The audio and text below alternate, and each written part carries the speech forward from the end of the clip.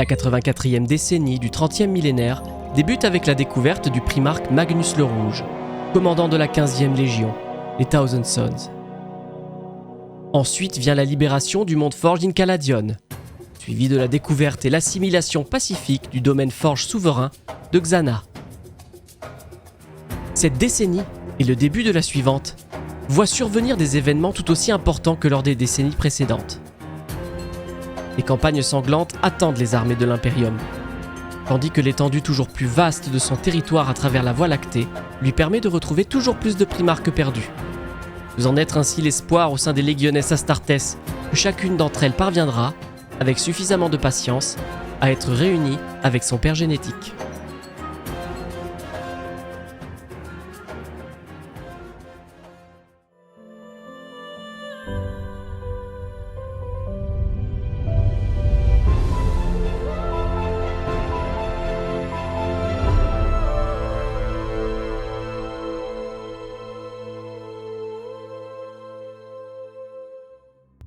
Lors de la 843e année du 30e millénaire, un être aux ailes angéliques et doté d'une prescience psychique prédit l'arrivée des flottes de la grande croisade de l'empereur sur sa lune d'accueil. Cet être, un autre des primarques dispersés dans la Voie lactée, se fait appeler Sanguinius, et lorsque l'empereur pose le pied sur son foyer, Baal, il lui prête serment d'allégeance en échange de la sécurité de la lune et de son peuple, particulièrement pieux. En effet, Baal porte encore les cicatrices de radiation datant d'une ancienne guerre thermonucléaire. La sûreté de son peuple assurée, Sanguinius rejoint son père dans sa grande croisade, et celui-ci lui confie le commandement de la 9e Légion. Le primarque la remodèle à son image et la renomme les Blood Angels.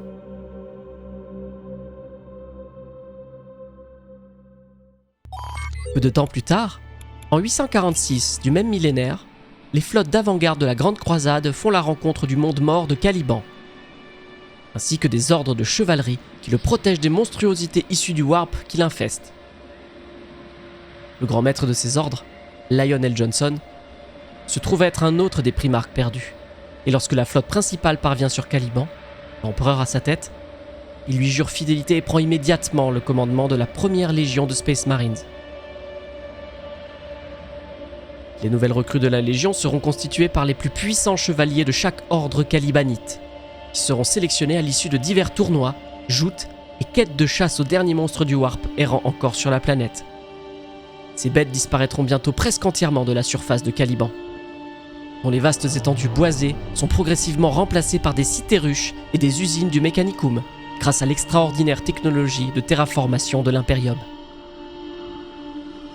Tous les chevaliers calibanites n'accueilleront pas ce changement d'un bon œil, et une conspiration naîtra et projettera une tentative d'assassinat sur l'empereur en personne. Celle-ci sera rapidement révélée au grand jour et démantelée grâce à l'aide d'un jeune chevalier, Zahariel El-Zourias. Deviendra plus tard un puissant librarian de la Légion grâce à sa maîtrise des pouvoirs psychiques issus du Warp.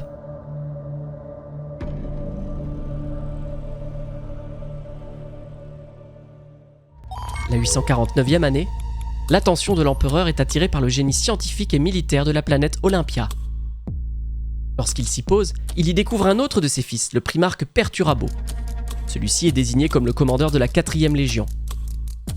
Le primarque, amer et analytique, considère que l'historique des engagements de la Légion est particulièrement décevant et indigne d'une Légion Astartes. Il ordonne la décimation, l'exécution d'un légionnaire sur 10 des mains de ses frères d'armes. À l'issue de ce châtiment, il emmène la Légion vers l'amas de Meratara et la reforge à son image. Elle prend alors formellement le nom d'Iron Warriors.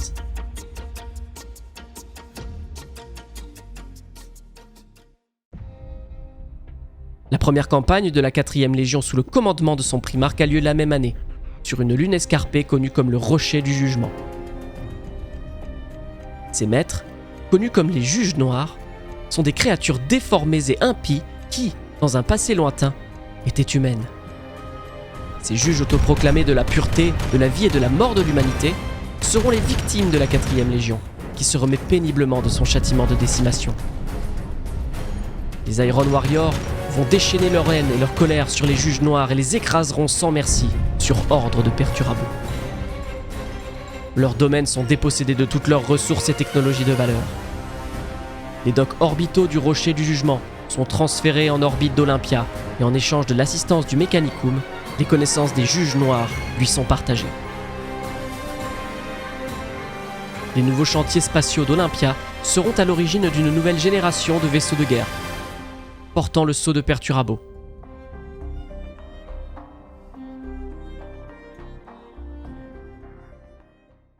La 850e année du 30e millénaire, une campagne impériale conjointe à grande échelle est menée contre une menace Xénos connue comme la race des Badoon. Cette campagne voit l'intervention de 4 légions de Space Marines, les Sons of Horus, les Iron Warriors, les Imperial Fist et les Emperor's Children. C'est la 4e légion de Perturabo qui se charge du siège du refuge final des Badoon sur leur planète mère, Shravan. Les Iron Warriors créent une brèche dans les défenses Xénos, puis tiennent leur position contre la riposte ennemie, permettant ainsi aux autres légions de progresser dans la cité et réduire au silence les poches de résistance des Badoon. Durant le banquet de la victoire qui suit, Horus proclame Perturabo le plus grand maître de la polyorcétique de la Grande Croisade. Le primarque Fulgrim demande alors à son frère Rogal Dorn si les défenses du palais impérial de Terra, que sa légion et lui ont élaborées, pourraient résister aux Iron Warriors. Dorn rétorque alors que les défenses du palais sont hermétiques à n'importe quel assaut de quelque sorte que ce soit, et quel que soit son niveau de planification. Lorsqu'il entend la réponse de son frère, Perturabo entre dans une rage folle dans ce qu'il considère être une insulte à son talent, et prononce des accusations sans fondement à l'encontre de Rogal Dorn. Après cet incident, les deux frères ne s'adresseront plus la parole, et leurs légions ne serviront plus dans la même campagne pour le reste de la Grande Croisade.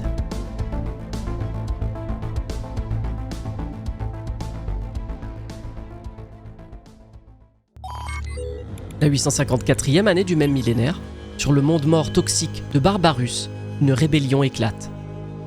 Celle-ci est menée par Mortarion, un autre des primarques perdus, contre les souverains sorciers Xénos qui ont réduit les humains en esclavage.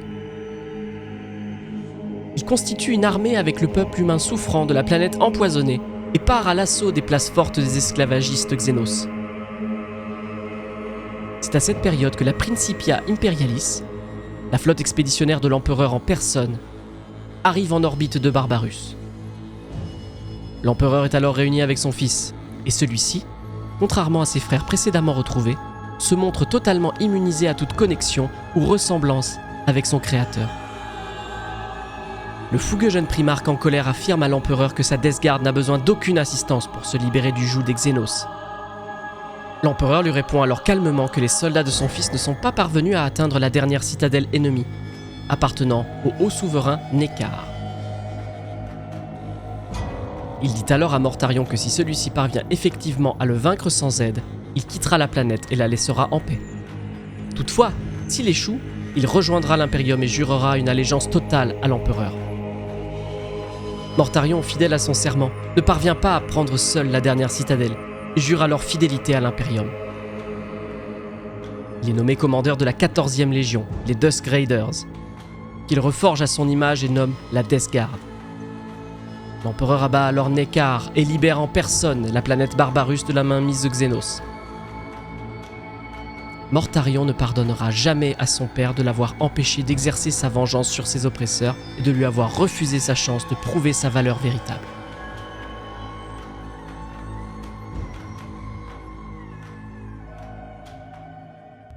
La première campagne indépendante majeure de la Death Guard, avec son primarque à sa tête, a lieu l'année suivante.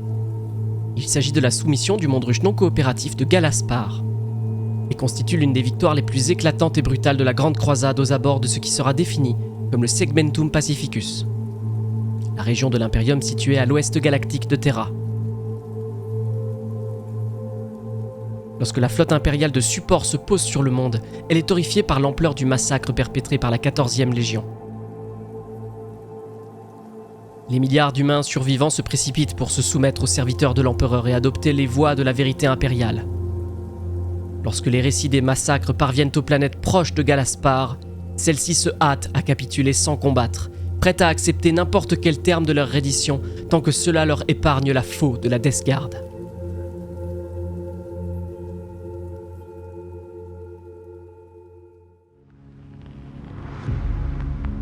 cours de la même année, sur le monde de Kajor, la 14e Légion fait la rencontre d'une faction de guerriers humains barbares. Des batteries de scanners orbitaux ne révèlent aucune trace de technologie avancée, et pourtant, il faudra 6 mois solaires à la Légion pour soumettre le monde de Kajor. En dépit du caractère primitif des Kajori, armés uniquement d'épées et de carabines rudimentaires, la Death Guard est repoussée par sa sauvagerie. Cela lui est possible car les Kajori maîtrisent des pouvoirs psychiques obscurs et disposent d'alliés invisibles. Le monde sera finalement pacifié par la Death Guard, mais Mortarion en gardera de vivaces souvenirs qui le pousseront à craindre et haïr la sorcellerie ainsi que l'usage de pouvoirs psychiques.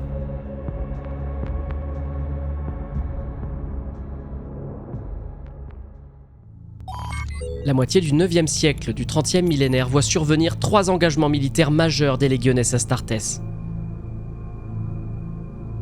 Le premier d'entre eux est une campagne conjointe entre les Iron Warriors, les Imperial Fist, les Dark Angels et les légionnaires de la 5e Légion, alors appelés les Star Hunters. La campagne a lieu dans une région de la galaxie connue comme la spirale Araki. La civilisation arakite est versée dans l'art de la construction de forteresses. Et leurs bastions sont enfouis profondément dans des corridors étroits, sur les sommets de collines reculées ou encore derrière des barrières naturelles. Une fois de plus, les Iron Warriors sont envoyés dans un système stellaire expert de la guerre défensive contre de formidables bâtisseurs de forteresses. Les pertes liées à la guerre d'attrition qui s'ensuit mettront plusieurs années à être compensées par la 4e Légion. Finalement, lorsque l'inévitable victoire impériale survient, de sublimes œuvres d'art seront créées afin de célébrer les actes héroïques des légions Astartes durant la campagne. Mais aucune d'entre elles ne rendra honneur aux pénibles efforts réalisés par les Iron Warriors. La seule œuvre notable met en scène un apothicaire Iron Warrior en train de récolter le génogerme d'un de ses frères mourants, tandis qu'au loin flotte l'étendard des Imperial Fist, leurs plus grands rivaux, au sommet d'une forteresse capturée. Perturabo en personne se mettra en quête de l'artiste afin de se procurer son œuvre, mais uniquement dans le but d'y mettre le feu. Il dit alors à l'artiste horrifié que si ses fils ne sont pas honorés convenablement, alors ils ne prendront part à aucune œuvre qui glorifie autrui. Peu de temps après, Rogaldorn offrira une commission importante à l'artiste afin de repeindre son œuvre. Celui-ci aura alors le bon sens de décliner son offre.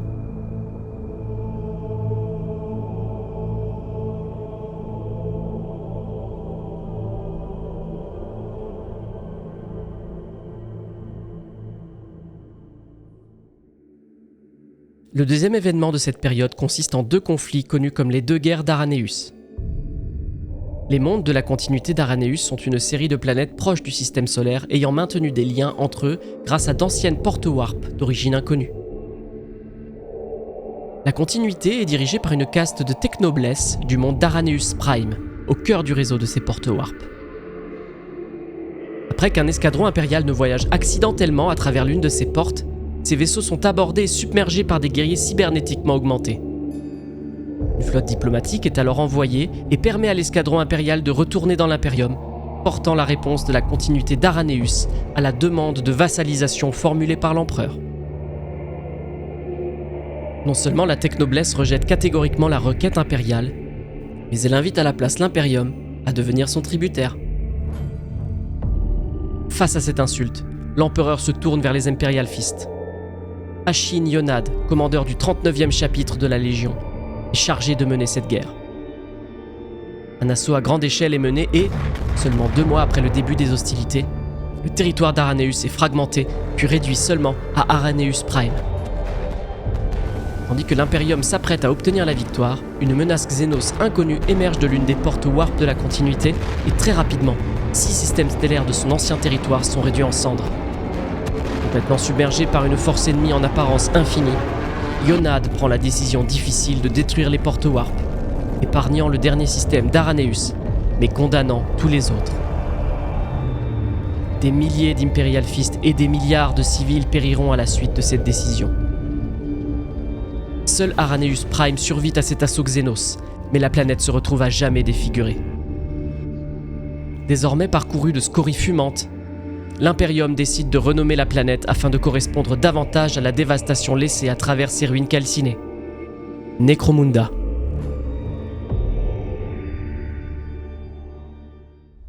Le troisième événement ayant lieu au cours de cette période est la découverte par les Warhounds de 3 systèmes stellaires sous l'emprise de créatures xénos géantes aussi intelligentes que malveillantes. Leurs armes, des plumes métalliques constituées de filaments conducteurs, permettent à leur corps de projeter de puissantes énergies bioélectriques. Les Warhounds entreprennent alors de brûler leurs colonies et les chasser jusqu'à leur monde natal, une planète parcourue de cratères béants appelée Nova Shendak. La 12e Légion y découvre, à son immense surprise, des survivants humains luttant pour la survie. Les Warhounds, secondés par les Iron Warriors ainsi qu'un large contingent de soldats des armées impériales, se chargent d'exterminer les Xénos et libérer les humains de la planète. Bien que les pertes soient colossales, les Warhounds ressortent triomphants et les Xénos de Nova Shendak sont exterminés. Le peuple humain autochtone hérite alors du monde et devient un fervent partisan de l'Imperium.